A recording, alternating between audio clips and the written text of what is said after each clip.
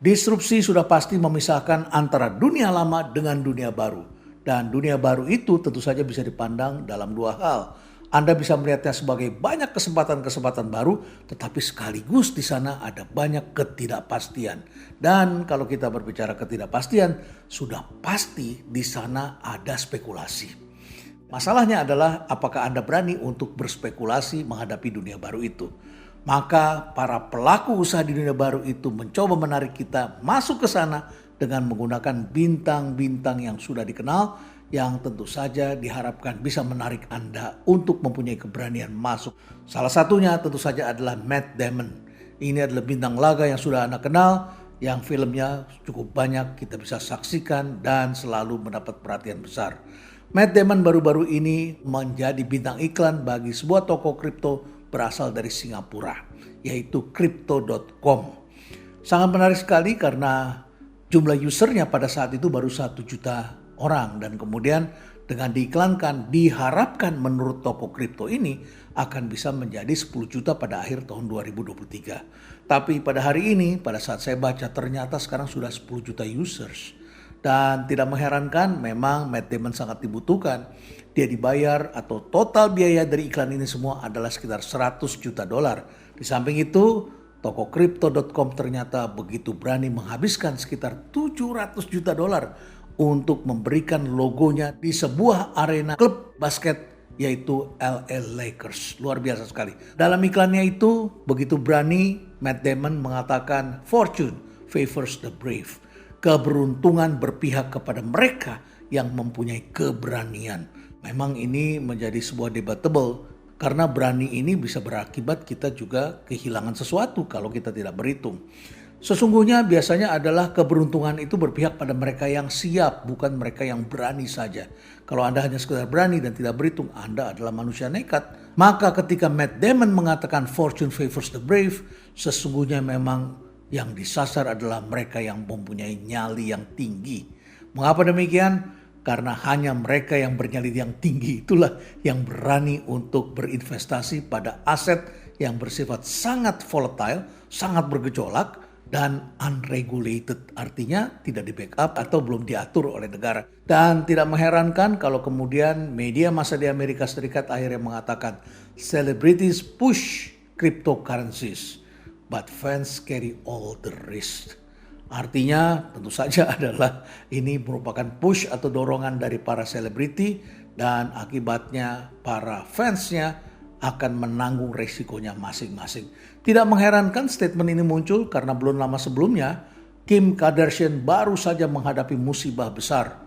Kim Kardashian yang memiliki 276 juta follower di Instagramnya suatu ketika memasarkan Ethereum Max atau EMAX cryptocurrency yang lain.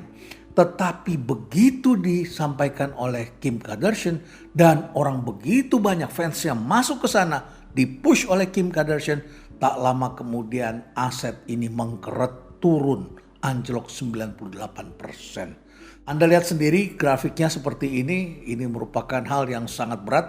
Karena harganya turun bergejolak seperti itu. Perhatikan warna merah ini pertanda bergerak ke bawah. Dan selain Kim Kardashian, ternyata EMAX atau Ethereum Max menggunakan juga bintang-bintang lainnya. Yaitu petinju Floyd Mayweather yang bukan hanya sekedar digunakan untuk beriklan, tetapi juga digunakan untuk menjual tiket pertandingan tinju ketika bertanding dengan Logan Paul. Selain itu juga ada bintang lainnya yaitu Paul Pierce, mantan pemain NBA yang juga diminta untuk melakukan tweet di Twitternya. Luar biasa sekali, tapi setelah itu kemudian harganya anjlok. Tidak mengherankan selain Kim Kardashian dan Matt Damon, ternyata juga ada Tom Brady dan Giselle. Mereka juga diminta untuk mengiklankan FTX, another coin. Jadi ini menjadi ramai sekali.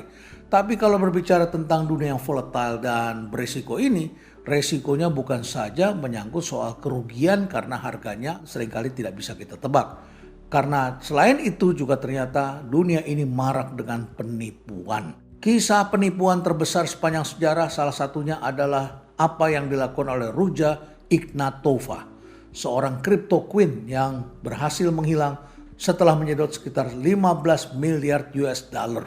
hanya dalam waktu 3 tahun antara 2014 sampai 2017. Perempuan asal Bulgaria yang memperoleh gelar PhD dari Oxford University ini pernah mendirikan yang namanya OneCoin. Dia menyebutnya inilah sebagai Bitcoin killer dan aktif memberikan webinar di mana-mana untuk mendorong agar Anda berani berinvestasi pada koin yang dia ciptakan ini, OneCoin. Modus yang digunakan oleh Ruja Ignatova memang sangat menarik. Sama juga dengan yang dilakukan oleh tokoh-tokoh sebelumnya, biasanya adalah menggunakan cara money game. Dengan money game atau MLM yang bersifat berlapis-lapis dengan skema Ponzi itu, Ruja Ignatova dan timnya kemudian menciptakan sebuah sistem. Sistem itu adalah bagaimana orang-orang mau masuk ke dalam dunia pendidikan. Slogannya, pendidikan hari ini menjadi pemimpin di hari esok. Setelah itu kemudian mereka menawarkan paket pendidikan, yaitu pendidikan untuk mendapatkan course mengenai cara berinvestasi pada cryptocurrency. Dia bagi ke dalam 5 kategori. Yang termurah bernama Tycoon Plus. Biayanya adalah 7.500 pound sterling. Kemudian ada premium package 13.750 sampai yang paling mahal yang kelas 5 ini adalah Supreme. Nilainya 188.000 pound sterling. Ruja Ignatova berkunjung ke sejumlah negara, Pakistan, Brazil, Hong Kong, Norwegia, Kanada, Yaman, Palestina, India, Tiongkok, dan lain sebagainya. Dan di negara-negara itulah ia berhasil mengeruk keuntungan. Dan orang-orang yang terlibat di sana sangat terpengaruh karena Ruja datang bersama dengan motivator yang biasa berbicara menarik di hadapan para peserta yang hadir dalam skema MLM. Anda taruh uang, kemudian Anda berharap suatu ketika hanya dalam waktu singkat Anda akan memperoleh keuntungan dari investasi itu. Namun, begitu uang terkumpul sebesar 15 miliar US dollar berada di kantong CryptoQueen ini, tiba-tiba dia menghilang. Dia menghilang ketika sedang ditunggu di Lisbon. Pada saat itu dikabarkan akan diberikan pencairan dari uang yang telah ditanam. Sejak saat itu dia tidak ditemukan dan kemudian FBI serta agen-agen polisi lainnya turun tangan untuk mencari di mana CryptoQueen ini berada. Dia sudah tidak bisa ditemukan. Akhirnya yang ditangkap tentu saja adalah anggota keluarganya yang juga bertindak sebagai pengawal pribadinya, yang ditangkap di salah satu kota di Eropa. Tidak hanya di Eropa atau di sejumlah negara yang saya sebutkan tadi, tetapi juga terjadi di India. India juga sudah menyaksikan ada cukup banyak korban karena sebelumnya telah ada seseorang yang dikenal sebagai penulis buku cryptocurrency dan menawarkan pendapatan atau keuntungan investasi pada cryptocurrency yang ditawarkan 10% setiap bulan. Dan itu diperoleh berturut-turut yang dapat diakumulasikan sepanjang 18 bulan. Tetapi ternyata keberuntungan itu tidak didapat dan ia keburu meninggal dunia karena sakit. Dan setelah menunggu berapa lama, akhirnya muncullah sejumlah artis-artis yang menawarkan cryptocurrency. Dan di India ternyata artis sangat manjur untuk memasarkan cryptocurrency. Tapi lagi-lagi regulator selalu mengingatkan, hati-hati, jangan terlalu cepat mengambil keputusan.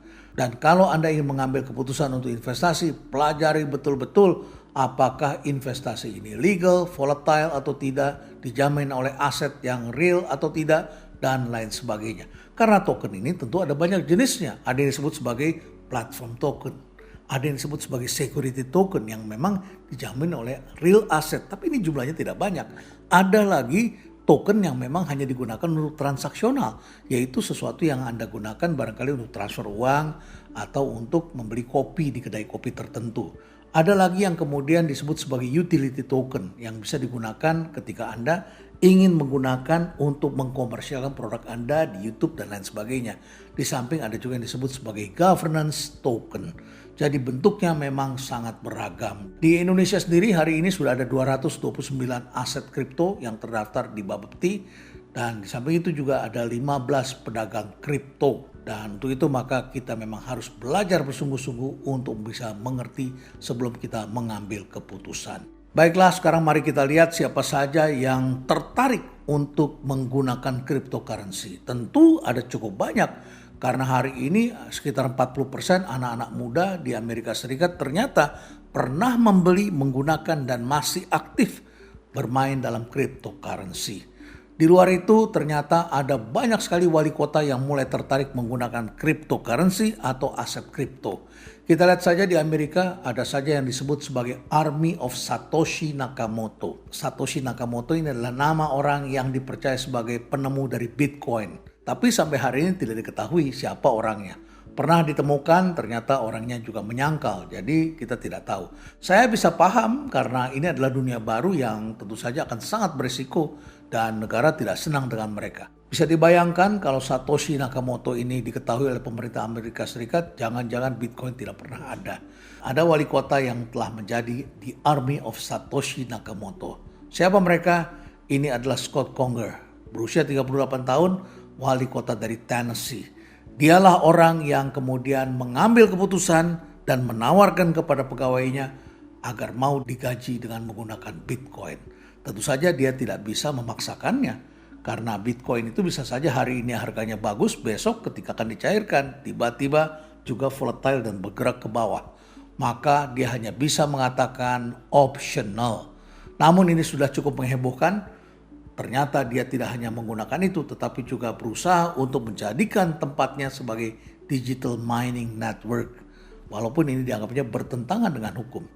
Dia kemudian juga mencari dana dengan menggunakan Bitcoin, berspekulasi dalam cryptocurrency dan kemudian mengembangkan NFT untuk bisa mendapatkan dana pembangunan di kotanya. Apakah itu sidewalk, senior center ataupun sistem pengolahan limbah di kota yang dia pimpin.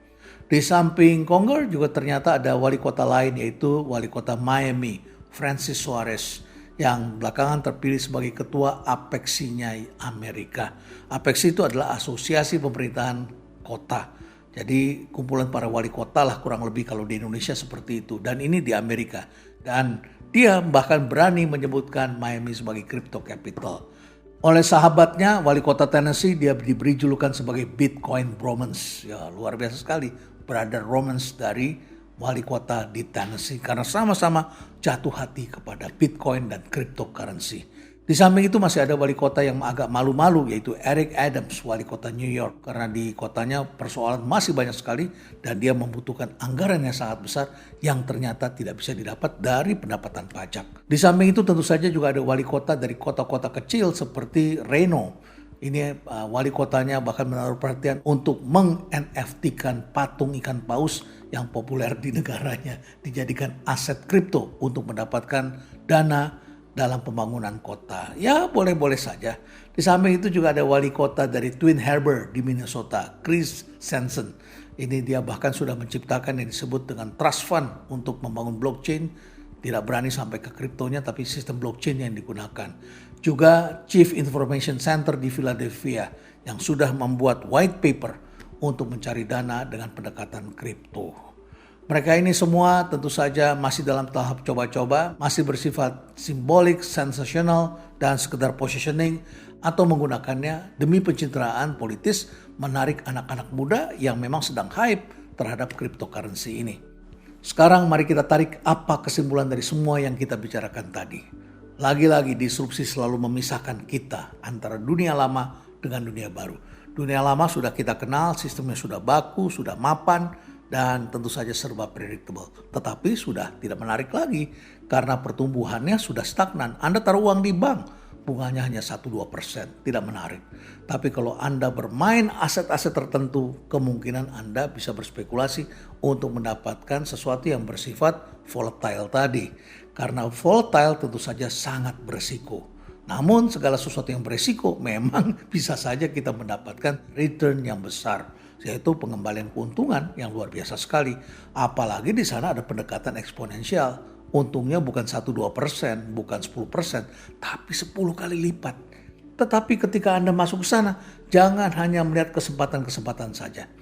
Para ahli mengatakan lebih baik Anda taruh di situ hanya sekitar 5%. 5% ini kadang juga sudah menarik. Bayangkan kalau Anda ketika Bitcoin muncul, nilainya masih sangat rendah, Anda taruh saja $1.000 di sana. Hari ini nilainya sudah berapa? Masih beruntung. Tetapi seringkali kita tidak percaya pada sistem yang baru itu. Apalagi ini adalah sistem yang decentralized. Negara selama ini telah membentuk kita di sistem yang lama. Dia mengendalikan keuangannya. Ketika Bitcoin muncul, banyak orang yang kemudian mengacu pada sebuah pemikiran dari penerima hadiah Nobel tahun 1974, Friedrich Hayek. Friedrich Hayek pernah mengatakan bahwa sistem ekonomi yang baik itu adalah sistem ekonomi yang bisa dipisahkan, yang dikeluarkan dari peran negara. Dan untuk itulah maka diperlukan satu mata uang yang tidak dikelola secara sentral oleh suatu pihak. Tapi tidak diketahui siapa yang bisa menjalankan ini. Pada tahun 1990-an ternyata juga ada ekonom lain yang juga sangat terkenal. Namanya Milton Friedman. Dia mengatakan sekali lagi bahwa sistem ekonomi yang baik adalah kalau kita bisa melepaskan sistem keuangan dari peran negara. Dan lagi-lagi tidak diketahui sampai kemudian terjadi krisis besar di Indonesia 98, dilanjutkan dengan krisis ekonomi yang maha dahsyat di Amerika Serikat pada tahun 2008. Dan pada saat itulah inefisiensi terjadi karena negara melakukan bailout kepada pihak-pihak yang ternyata justru menghabiskan uang itu dan tidak bisa mengatasi sistem yang ada. Kebangkrutan tidak bisa diatasi dari orang-orang yang korup, yang tersentralisasi. Dan akhirnya kemudian muncullah Bitcoin dengan tujuan untuk melepaskan dari peran negara. Tidak mengherankan kemudian tokonya tidak muncul ke permukaan, tetapi algoritmanya disukai masyarakat. Dan akhirnya nilai Bitcoin itu menjadi besar, yang sekarang nilainya sudah ratusan juta rupiah. Tentu saja kita tidak selalu bisa bersepakat dengan Matt Damon yang mengatakan fortune lah yang favors to the brave. Seringkali yang favors to the brave juga adalah mereka yang bad luck. Be careful, tentu saja kita tidak berharap Anda menjadi bad luck karena Anda terlalu berani dan berspekulasi.